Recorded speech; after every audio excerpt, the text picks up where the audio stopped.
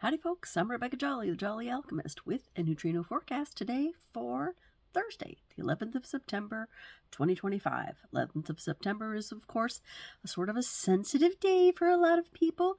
It's a day of rulership, and on the day that, of course, the important September 11th happened, it was also a day of rulership. Interesting. 64 Keys actually pulled up a chart for that day, so you can go even on the free version and search 9/11. It'll pull up the chart for exactly when that happened, so you can see the energy that was going on in that day. Very interesting as far as transits go. But anyway, rulership. To pick up where I left off yesterday, and that is about the nature of rulership. Some people who have the cross of rulership in particular believe that the cross of rulership is about being rulers. Yay, I get to be a queen. But I think sometimes they forget the important piece, which is that to be a ruler is to be a teacher, is to be a guide, is to be a guardian, is to be a helper, is basically to have a life of service to others. So, yeah, you might be, because of your talents and skills, because of your ability to make sense of confusion, your ability to interpret the past and put a spin on it, to be charming, to get the attention of other people. You might be able to, to have some sort of a leading or ruling kind of capacity, but it was never meant to be something that's taken for granted or lorded over people. So, in that theme, let me give you the names real quick of the people who are carrying this third version of the cross of rulership. Again, there are 4 versions of it, so there's a lot of these people out there. There's a lot of queens and kings. All right, so Jacqueline Bisset, the actress, Jesse Owens, Hans Zimmer, Barry White, Nassim Taleb. Now, there's an interesting guy. I don't know if you've heard of this guy, but he is so smart, so intelligent. We discovered him because somehow he came across my partner's radar. And I have to say, my partner's a very intelligent man. Anyone who impresses him with his intelligence, this person is someone I want to check out. So we own a couple of his books. Very interesting guy. Very, very smart. Guy Ritchie, and my favorite, Roald Dahl. When it comes to exemplifying this whole aspect of rulership by serving others, I think Roald Dahl exemplifies it really well. So does Nassim Taleb. I don't know if I'm pronouncing that right, but I'm doing my best. In that their lives are devoted to teaching and helping others and giving, basically. Yeah, Roald Dahl influenced generations of children with his lovely stories, and we can only hope that Nassim Taleb will be just as influential. Very cool guy. Anyway, okay, so today we are looking at the second line theme. So second lines are naturals. There's a projection field. Other people are projecting on them, but they're no longer interested in looking at themselves or understanding themselves in the same way that a first line is. They're just like naturally being it, just doing their own thing, and that thing is being done without a whole lot of looking into what's going on. So for 47 line 2, we have ambition to overcome oppression. And Ra talks about this being all about escaping the past and the oppression of the past. Of course, that's what's coming in through that 64th gate, that images from the past and sequences or bits and pieces that might not actually be in sequence, and that this is often done, or maybe best done, by being present in the future. And his personal recommendation is be busy, quality busy, he calls it. Specifically, make money. If you have this activation, it's good for you to be busy in a meaningful way, quality busy. Why not make money? But I know a couple of people with this activation, and they do seem to be the happiest when they're busy with something real. So that does make sense to me. 22-2 is our Earth activation, and 64 Keys calls that School of Etiquette. As I've said before a couple of times, Ra calls it Charm School. So basically what he's talking about is that these people, because they're second line, they're no longer looking into the nature of that charm and that gracefulness that they have. They're just naturally charming. They draw people's attention. They, by their presence, encourage other people to pay attention. But when the focus comes onto them, they're not always ready to receive it. You know, they haven't always done their inner work, so that when they get the spotlight, they have something to say with it. They have something to do with it. Sometimes what's on the surface is just what you get, and that's sort of the energy that I was talking about with that School of Etiquette. Sometimes the form is more important for these people than the substance. We've seen the 22-2 go in and out of up and down over the course of our transits. And so we've seen that on the downside of it, it's about, well, yeah, it's about the belief that style could mask the mood, that it's all style. Well, on some level, 22 line 2 people know that it's all about the style. It is all about the style for them. So we just have to be aware, because there is an aspect of that that is potentially less useful, you know. Sometimes we do need substance and not just style. So, okay, the nodes. Today they went back into retrograde. I don't understand this motion. Perhaps we'll come to it together. And it occurred to me that maybe this has something to do, all this weirdness recently with these nodes, about what's going on, you know, recently with the moon and that eclipse that we just had and the weird, you know, blood moon action. I don't know. But I am looking for that. And if somebody knows about that specific relationship of how the nodes can go in and out of retrograde and how the nodes could possibly express the this and that, please let me know. So that's what's going there. The moon clocks in at 27.5, and that is the executor. I said that that was the gate of nurturing the mother or the father. And that's about the ability, because it's in the 5th line, so that's what everybody wants to see there. That's the highest form of that gate living. I mean, you know, like thinking and actually trying to be. The ability to effectively distribute the resources of others. And that's, of course, for the nurturing of the generation. It's a tribal channel defense circuit. So that's tribal energy. So, let's see. Mercury starts off in 64.6. Of course, we just covered that. 64.6 is the gift of enjoying confusion. So we still have a little bit of that left today. And then it moves into 47.1 and even 47.2.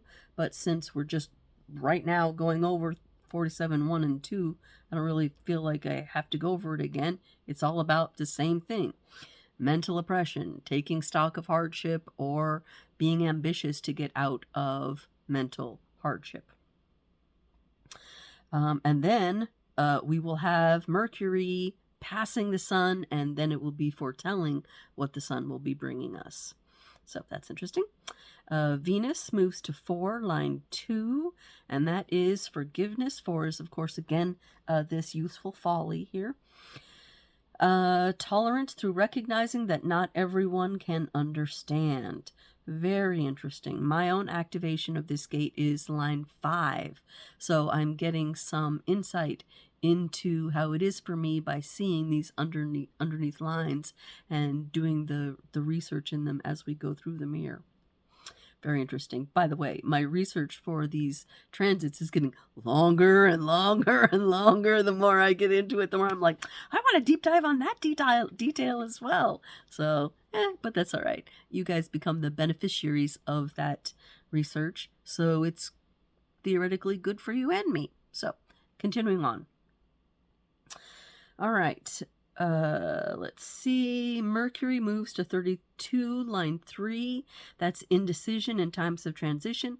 32 is again that gate of constancy in change, being able to be stable and continuous there. Okay, and okay, the song for today. We talked about the people. Okay, so I told you I was going to do that. Didn't forget. The A-Team by Ed Sheeran. So, the A-Team is just a perfect song for this. And it came across my radar and just hit me in the face. So I'd never heard it before. I don't love the song, but as far as the lyrics expressing really what the theme of today is about, it's a really good song. So there's that. Now, we have something, let me see. Oh yeah, we have time to talk about it today. Oh, good. And that is Chiron. Okay, so Chiron today makes a shift, and we have not had a Chiron shift for fucking days and days and days and days. Many days. It's been, geez, I don't even know. Let me look back here and see.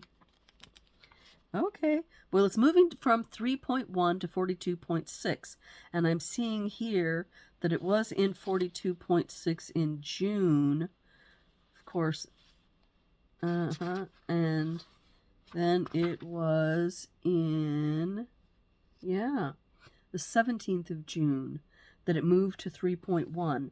So it's been in 3.1 ever since the 17th of June. That's a long time.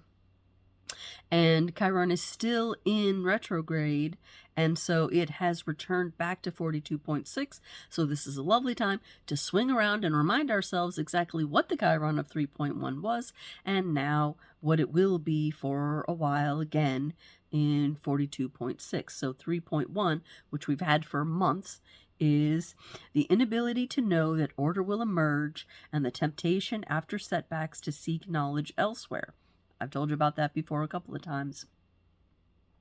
And now that energy will be retrograding back to 42.6, which is, and this is so interesting on the global scale, the unhealthy materialism that refuses to share the process of growth with others and encourages aggression. So, what I'm reading into this is, well, first of all, this is gate 42, so this is in the channel of that cyclical learning. Beginnings and endings, yes, we already had 42, because the moon went through 42 yesterday. So, yeah, we clocked it at 42.2.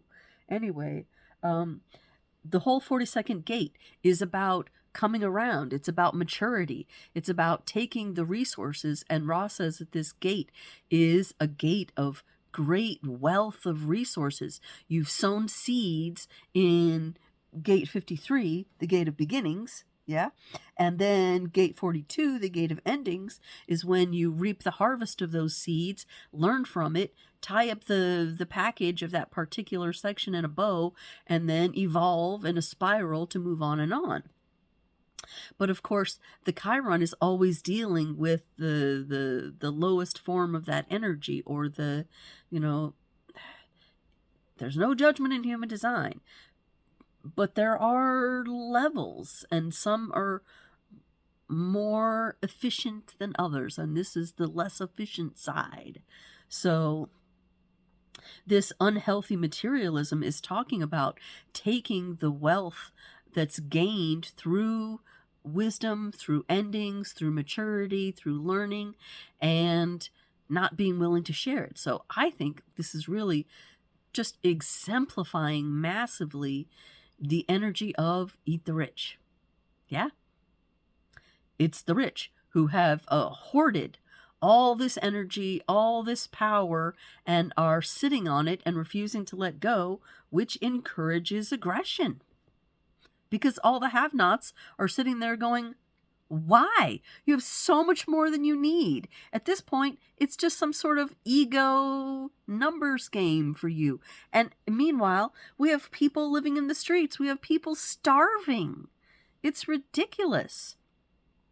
And this leads back to, it wasn't Nassim Taleb, it was somebody else who was talking about universal basic income being an idea that's actually reached its time. Like in times before when it was proposed, we didn't necessarily have the resources to have a universal basic income for everyone on the planet, but now we totally do. And think of how much that would fix to equalize the rich and the poor to some extent, so that we can all have a place to live, have food to eat, and not be worried about these basic needs, so that we can, all together rise up and evolve and partake in this cycle of evolution, maturity, cyclical learning. Anyway, this is the Chiron that we will be feeling. So this is the Chiron energy that these babies will be born with. These babies will have this as a challenge for them their whole entire lives. And it makes sense because we are moving into this time of abundance. Specifically, when this abundance will not necessarily be always shared. There will be those who have a lot and don't share it.